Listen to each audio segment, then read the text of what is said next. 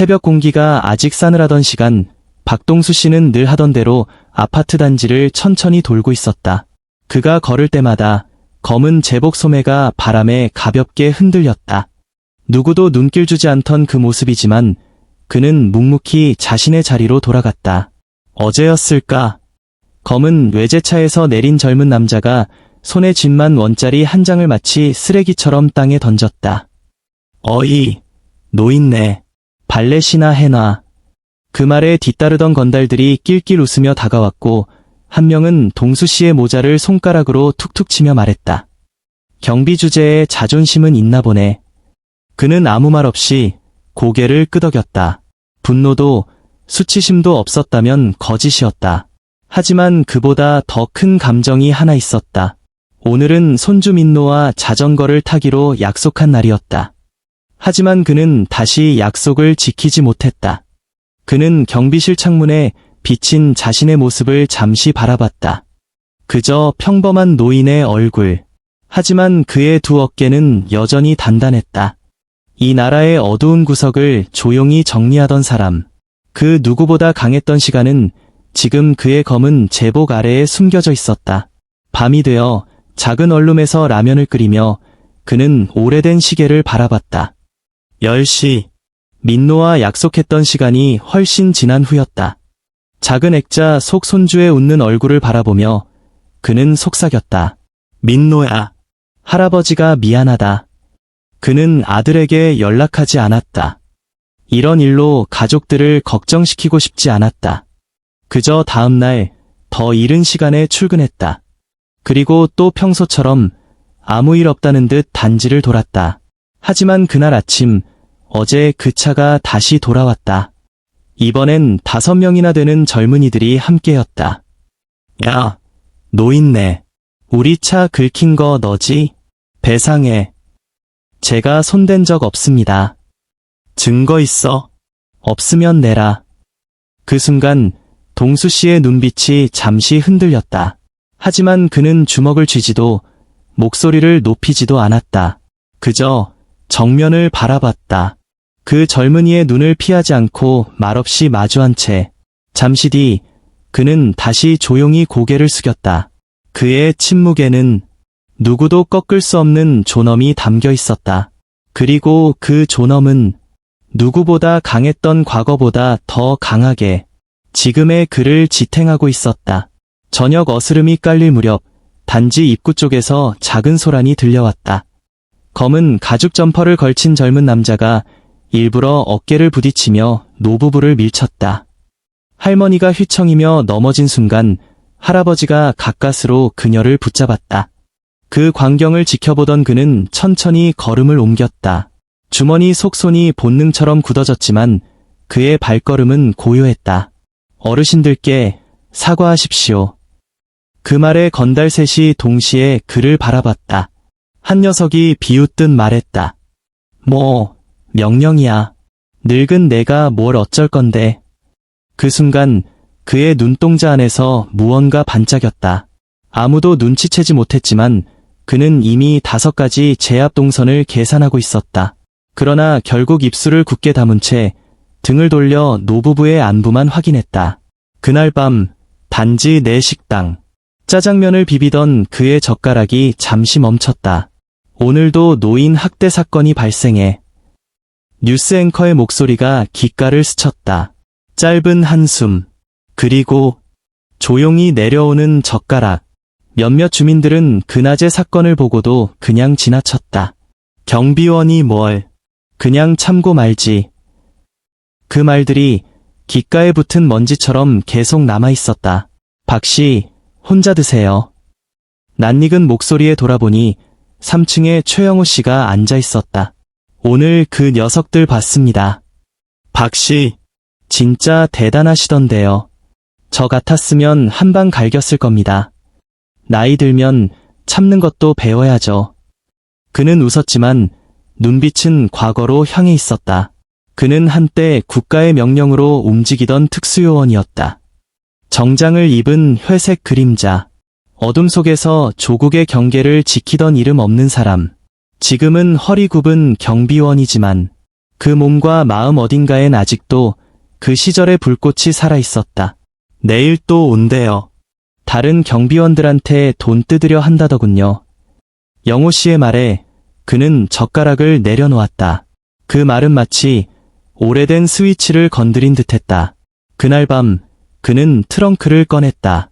오래된 신분증, 훈장, 그리고 손때 묻은 작전 기록들. 살며시 손가락을 대자 그 속의 시간들이 조용히 깨어났다. 그때 전화가 왔다. 아버지, 민우가 계속 할아버지 보고 싶대요. 그는 미소 지으며 말했다. 이번 주말에 갈게. 손주 얼굴 좀 봐야지. 전화를 끊고 창밖을 바라보았다. 어둠 속 아파트 단지는 조용히 잠들어 있었다. 그러나 그는 느꼈다. 가슴 속에서 오래 잊었던 감각이 다시 살아나는 것을. 마치 옛날처럼 또 한 번 임무를 앞둔 그 긴장감처럼. 내일 그들이 다시 오면 이번엔 참지 않겠다. 경비실 유리창을 뚫고 들어온 햇살이 조용히 책상 위 도시락을 비쳤다. 박동수 씨는 오늘도 어김없이 출근했지만 어제와는 뭔가 달랐다. 눈빛이 또렷했고 걸음이 흔들림 없었다. 평소보다 이른 시각 그는 빗자루를 들고 아파트 현관 앞을 정성스레 쓸고 있었다. 박 씨, 오늘 아침부터 열일하시네요. 조깅을 마친 주민이 웃으며 인사를 건넸다. 동수 씨는 짧게 웃었다. 날씨가 좋아서요. 그의 대답은 평온했지만 그 눈빛 어딘가에는 오래 묻어둔 결의 같은 것이 스며 있었다. 점심 무렵 그는 조용히 도시락 뚜껑을 열고 김치 한 조각을 집었다. 그때였다. 부르릉. 아파트 앞에 시끄럽게 멈춰선 검은 외제차. 차문이 열리고 거친 발자국 소리와 함께 7명의 남자들이 모습을 드러냈다. 그중 한 명이 손가락질을 하며 소리쳤다. 노인네 나왔냐? 젓가락을 들고 있던 손이 멈췄다. 동수 씨는 천천히 도시락 뚜껑을 덮고 자리에서 일어났다. 그의 표정은 놀라울 정도로 고요했다. 마치 오래전부터 이런 상황을 알고 있었던 사람처럼. 무슨 일이십니까? 그의 목소리는 낮고 단단했다. 건달 중 리더로 보이는 남자가 비웃었다. 어제 우리한테 깝치더니 후회 안 되냐? 오늘은 내 월급 다 털어간다. 동수 씨는 그의 눈을 정면으로 바라보았다. 말없이. 그러자 저 멀리서 누군가 다가왔다. 이봐, 젊은이들. 노인 상대로 이런 짓 하지 마. 최영호 씨였다. 건달들이 웃음을 터뜨렸다. 또 노인 한 명 추가됐네. 그 순간 동수 씨와 영호 씨의 눈이 마주쳤다. 짧은 정적, 그리고 낯설지만 익숙한 어떤 기류. 혹시 영호 씨가 조용히 물었다. 8구 작전에 계셨습니까? 순간 동수 씨의 표정이 굳었다. 8구 작전. 40년 전 세상 누구에게도 말할 수 없었던 그 이름. 그걸 아는 사람은 극소수였다. 설마 최대희님. 동수 씨의 목소리가 흔들렸다. 영호 씨는 천천히 고개를 끄덕이며 웃었다. 생각도 못했습니다. 박중희님을 여기서 다시 만날 줄이야. 두 사람은 말없이 웃었다. 세상은 몰랐다. 그들이 어떤 시간을 지나왔는지, 어떤 목숨값을 감당해왔는지. 건달들은 어리둥절한 표정으로 그들을 바라봤다. 야, 뭐 웃고 있어. 하지만 그 순간 이미 분위기는 바뀌어 있었다. 젓가락 하나 쥔 손에서 오래된 전사의 기백이 느껴졌다.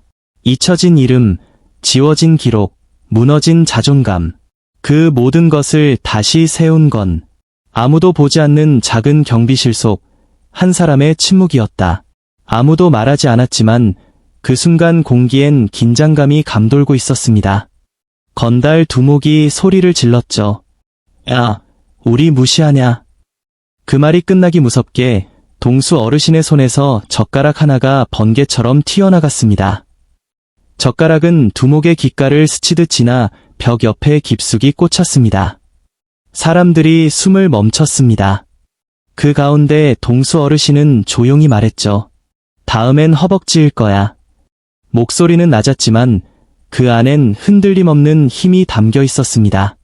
두목의 얼굴이 창백해졌습니다. 그제서야 옆에 있던 영호 어르신이 앞으로 나섰습니다. 우릴 평범한 노인으로 봤나 본데 알려주지. 이분은 안보국 특수요원 출신이고 난 해병대 특수수색대 출신이야. 그 말에 주민들이 술렁였습니다. 두 노인을 다시 쳐다보는 눈빛엔 놀라움이 섞여 있었습니다. 한 청년이 감탄 섞인 목소리로 중얼였죠. 아, 진짜 멋지시다. 건달 두목이 이를 악물고 말했습니다. 아, 오늘은 그냥 가자. 하지만 늦었습니다. 그들 중 한 명이 갑자기 칼을 꺼냈죠. 동수 어르신의 눈빛이 변했습니다. 그렇게 하지 말게, 젊은이. 놀랄 만큼 차분한 말투였지만 칼이 움직이기도 전에 그의 손이 먼저 반응했습니다. 흐르는 물처럼 자연스럽고 정확하게 칼이 바닥에 떨어졌고 건달은 자신의 손목을 붙잡고 헉헉거렸습니다. 동수 어르신은 잠깐 웃으며 말했습니다. 이건 우리 시대의 점혈공이라고 불렀지. 며칠이면 나. 옆에서 영호 어르신도 마찬가지로 상대를 제압했습니다. 그의 몸은 여전히 군인의 리듬을 기억하고 있었죠. 누군가 핸드폰을 들었고 누군가는 박수를 치기 시작했습니다. 공기는 어느새 변해 있었고 건달들은 당황해 발을 동동 굴렀습니다. 그때 동수 어르신이 두목에게 다가가 물었습니다. 이름이 뭔가? 강태호입니다. 나이는 28이요. 동수 어르신은 그를 한참 바라보다 조용히 말했습니다. 나이든 내가 너 같은 청년을 때리고 싶진 않아. 그러니 이제 돌아가. 그리고 다시는 노인을 얕보지 마. 우리도 한때 너처럼 뜨거웠고 이 나라를 위해 목숨 걸었던 사람들이야. 그 말에 태호의 얼굴이 일그러졌습니다. 잠시 고개를 떨구더니 뜻밖에도 무릎을 꿇었습니다. 눈물이 뺨을 타고 흘러내렸죠. 죄송합니다. 전 사실 할아버지 같은 분이 제 곁에 한 명이라도 있었다면. 동수 어르신은 말없이 그의 어깨에 손을 얹었습니다. 그 손엔 나무처럼 단단한 따뜻함이 있었습니다. 일어나게. 아직 늦지 않았네. 인생은 언제든 다시 시작할 수 있어. 태호는 천천히 일어났고 손등으로 눈물을 닦았습니다. 그날 아파트 앞 작은 마당에서 누군가는 존엄을 지켰고 누군가는 인생을 바꾸기로 마음먹었습니다. 어제까지만 해도 그냥 조용히 지나가는 노인들이었습니다. 아파트 경비실 앞을 지나가도 누구 하나 눈길 주는 사람 없었죠. 하지만 그날 이후 세상이 조금 달라졌습니다. 건달들이 물러간 후 동수 씨와 영호 씨는 나란히 서서 그들의 뒷모습을 묵묵히 바라보았습니다. 몸을 낮추고 떠나는 청년들, 그 모습 속엔 두려움도 부끄러움도 섞여 있었습니다. 조용한 저녁, 동네 포장마차, 허름한 천막 아래 소주 한 병을 사이에 두고 두 노인이 마주 앉았습니다. 생각도 못했습니다. 이런 데서 다시 볼 줄이야. 영호 씨가 웃으며 말하자 동수 씨도 고개를 끄덕입니다. 그러게 말입니다. 최대위님. 이제 그 호칭은 내려놓음시다. 우린 그냥 평범한 노인이잖아요. 평범한 노인이라. 오늘 한 일은 영 평범하지 않았는데요. 두 사람은 그렇게 젊은 시절의 기운을 담은 미소를 나누며 잔을 부딪혔습니다. 다음 날 아침 경비실 앞에 작은 꽃바구니 하나가 놓여 있었습니다. 박 선생님, 이거 드세요. 1층 할머니가 정성껏 싼 도시락을 내밀며 말했습니다. 동수 씨는 멋쩍은 웃음으로 고개를 숙였습니다. 이만식 씨가 그러더라고요. 자기도 더는 참고만 살지 않겠다고요. 주민들의 눈빛이 달라져 있었습니다. 누군가는 작은 희망을 본 듯했고 누군가는 늦은 존경을 배우는 듯했습니다. 그리고 오후 정장을 입고 경비실 앞에 서 있는 청년 하나. 어제 그 건달 두목 강태호였습니다. 고개를 숙이며 말했습니다. 할아버지, 죄송합니다. 저, 일하고 싶습니다. 어디서부터 시작해야 할지 모르겠어요. 잠시 태호를 바라보던 동수 씨가 미소를 지었습니다.